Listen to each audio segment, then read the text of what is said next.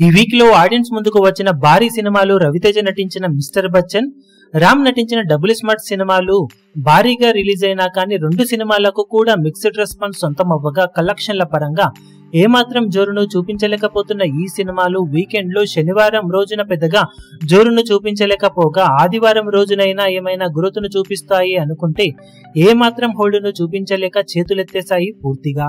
మొత్తం మీద mister Bachchan movie 4వ రోజు ఆల్మోస్ట్ 3వ రోజు లెవెల్లోనే హోల్డ్ చేయగా కొన్ని చోట్ల డ్రాప్స్ ఉండగా ఓవరాల్ గా ప్రజెంట్ ట్రెండ్ ను బట్టి చూస్తూ ఉంటే తెలుగు రాష్ట్రాలలో ఈ సినిమా 55 నుండి 60 లక్షల రేంజ్ దాకా షేర్ ను, వరల్డ్ వైడ్ గా 65 నుండి 70 లక్షల దాకా షేర్ అందుకునే అవకాశం కనిపిస్తూ ఉంది. ఇక డబుల్ స్మార్ట్ మూవీ 4వ రోజు మరింతగా డ్రాప్ అయిపోగా తెలుగు రాష్ట్రాలలో అటు ఇటుగా 80 లక్షల రేంజ్ లో షేర్ ను, వరల్డ్ వైడ్ గా 90 లక్షలకు అటు ఇటుగా షేర్ అందుకునే ఛాన్సెస్ ఉండగా ఆఫ్లైన్ టికెట్ సేల్స్ లెక్కలు కనుక బాగుంటే 1 కోటి రేంజ్ దాకా షేర్ అందుకునే అవకాశం ఉంది.